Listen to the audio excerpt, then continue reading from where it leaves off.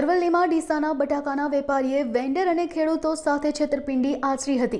આ ઉપરાંત ધનસુરાના એજન્ટ અને ખેડૂતોએ ઉઘરાણી કરતા ધાકધમકીઓ આપી હોવાના આક્ષેપો કરવામાં આવ્યા છે। તેમજ એજન્ટ જયેશ વાળંદની બચત મૂડી સાથે 20.64 લાખ રૂપિયાની છેતરપિંડી કરી હોવાની ફરિયાદ નોંધવામાં આવી છે। એજન્ટે બચત મૂડી પણ ભરાઈ જતા ઝેરી દવા પી આપઘાતનો પ્રયાસ કર્યો હતો। આ ઉપરાંત છેતરપિંડીને લઈ આપઘાતનો પ્રયાસ કરતા ડીસાના વેપારી સામે ફરિયાદ નોંધવામાં આવી છે। તેમજ ધનસુરા પોલીસ દ્વારા ફૂલચંદ માળી અને સુરેશ સુંદેશા વિરુદ્ધ ફરિયાદ નોંધી તેની ધરપકડ કરવા શોધખોળ હાથ ધરવામાં આવી છે। હું વાળંદ જયેશ કુમાર નટુભાઈ, ગામ જૂની સિનોલ, તાલુકો ધનસુરા। હું ગ્રીન ફે ફૂડ પ્રાઇવેટ લિમિટેડ જે ડીસાની કંપની છે તેના માલિક ફૂલચંદભાઈ દેવચંદભાઈ માળી એમને મને નોકરી રાખેલો હતો।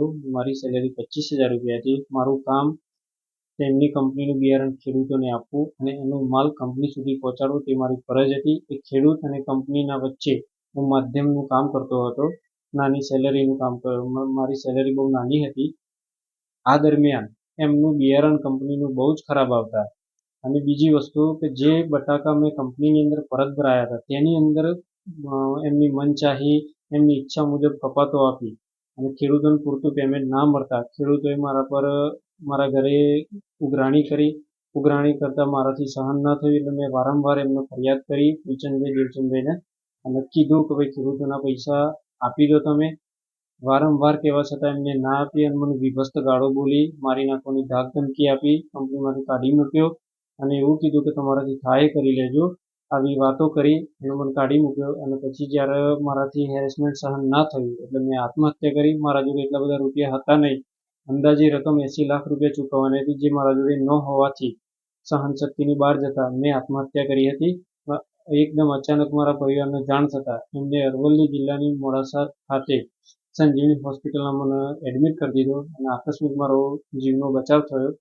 એ બાબતે મેં ધનસુરા પોલીસ સ્ટેશનને જાણ કરી અને મેં ફરિયાદ કરી છે ફૂલચંદભાઈ દેવચંદભાઈના સામે અને પોતાની જાતને પોટેટો કિંગ સમજે છે અને અમારા જેવા નાના ગરીબ માણસોનું શોષણ કરે છે।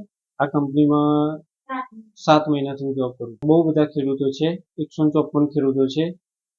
ખેડૂતનું આમાં શું વાત, ખેડૂત તો બિચારો ગરીબ છે।